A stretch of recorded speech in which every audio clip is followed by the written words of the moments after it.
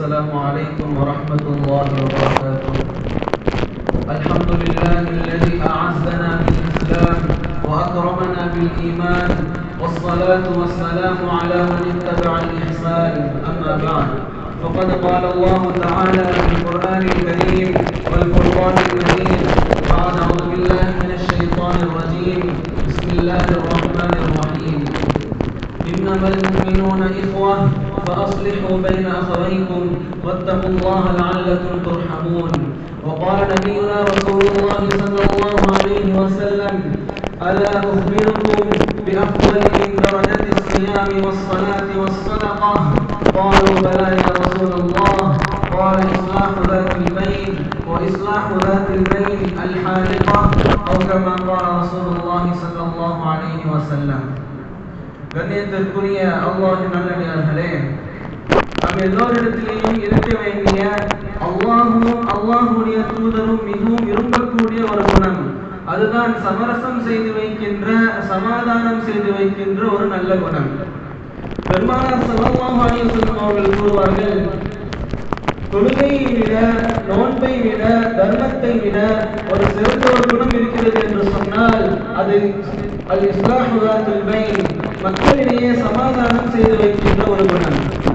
இது தொழுகையை காட்டிலும், நோன்பை காட்டிலும், தர்மத்தை காட்டிலும் ஒரு சிறந்த குணமாக இருக்கிறது. இதற்கு மாற்றமாக மக்களிடையே குழப்பத்தை ஏற்படுத்துவது, பிரிவினை ஏற்படுத்துவது, இது ஒரு மனிதனுடைய மார்க்கத்தை, தீனை அழித்துவிடும் என்பதாக பெருமானார் ஸல்லல்லாஹு அலைஹி வஸல்லம் அவர்கள் கூறுவார்கள். ஒரு ஹதீஸிலே பெருமானார் ஸல்லல்லாஹு அலைஹி வஸல்லம் அவர்கள் கூறுவார்கள், லைஸ மின்னா மன் ஃபர்ரக, யார் மக்களிடையே, இரண்டு குடும்பங்களுக்கு மத்தியிலே, கணவன் மனைவிக்கு மத்தியிலே, சகோதரர்களுக்கு மத்தியிலே பிரிவினை ஏற்படுத்துவானோ அவர் நம்மை சார்ந்தவன் அல்ல. ஆக இணைப்பை ஏற்படுத்துவது இது அல்லாஹ்வுடைய குணமாகும், பிரிவினை ஏற்படுத்துவது இது ஷைத்தானுடைய குணமாகும். பிரிப்பது ஷைத்தானுடைய பண்பு, இணைப்பது அல்லாஹ்வுடைய பண்பு. குர்ஆனிலே பல வகையான சமாதானமுடைய வசனங்கள் வருகிறது. முஸ்லிம்களுக்கும் முஸ்லிம் அல்லாதவர்களுக்கும் இடையே நடக்க வேண்டிய சமாதானம், அதை பற்றியும் குர்ஆனிலே வருகிறது. இன் ஜனஹு லிஸ்ஸல்மி, உங்களிடத்தில் இறை மறுப்பாளர்கள் சமாதானத்துக்கு வந்தால் ஃபஜனஹ் லஹா, நீங்களும் அவர்களோடு சமாதானத்துக்கு செல்லுங்கள். எனவேதான் நபி ஸல்லல்லாஹு அலைஹி வஸல்லம் அவர்கள் ஹுதைபியாவில் இறை மறுப்பாளர்களோடு சமாதானத்துக்கு சென்றார்கள்.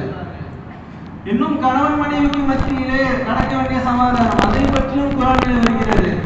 கணவன் மனைவிக்கு மத்தியிலே பிணக்கம் ஏற்பட்டால் வஸ்ஸுல்ஹு கைர், சமாதானமே சிறந்தது என்பதாக குர்ஆனிலே வசனங்கள் வருகிறது. இவ்வாறாக குர்ஆனிலே பல வகையான சமாதானங்களை பற்றிய ஆயத்துகளும் ஹதீஸ்களும் நாம் பார்க்கலாம். ஒருமுறை பெருமானார் ஸல்லல்லாஹு அலைஹி வஸல்லம் அவர்கள் சஹாபாக்களை அழைத்தார்கள். இத்தகுல்லாஹ், அல்லாஹ்வை அஞ்சிக் கொள்ளுங்கள்.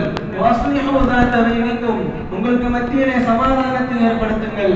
இன்னல்லாஹ யுஸ்லிஹு பைனல் முஃமினீன யௌமல் கியாமah, நிச்சயமாக அல்லாஹ் மறுமையிலே உங்களுக்கு மத்தியிலே சமாதானத்தை விரும்புகிறான் என்பதாக கூறிவிட்டு ஒரு அழகான ஹதீஸை கூறினார்கள்.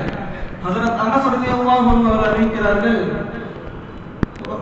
ஒரு முறை நாங்கள் பெருமானார் ஸல்லல்லாஹு அலைஹி வஸல்லம் அவர்களுடைய சபையில் அமர்ந்திருந்தோம்.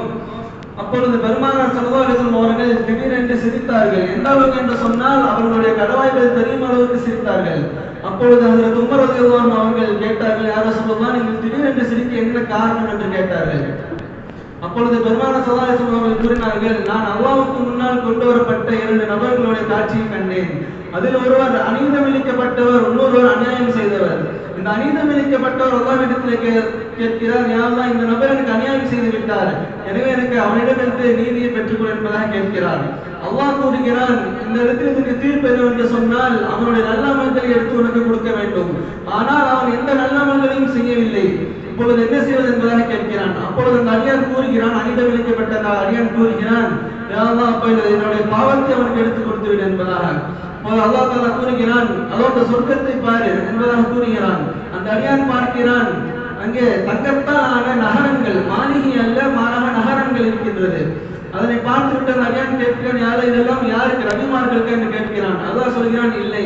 யாராவை சித்திகீன்களுக்கு என்று கேட்கிறான். அல்லாஹ் சொல்கிறான், இல்லை.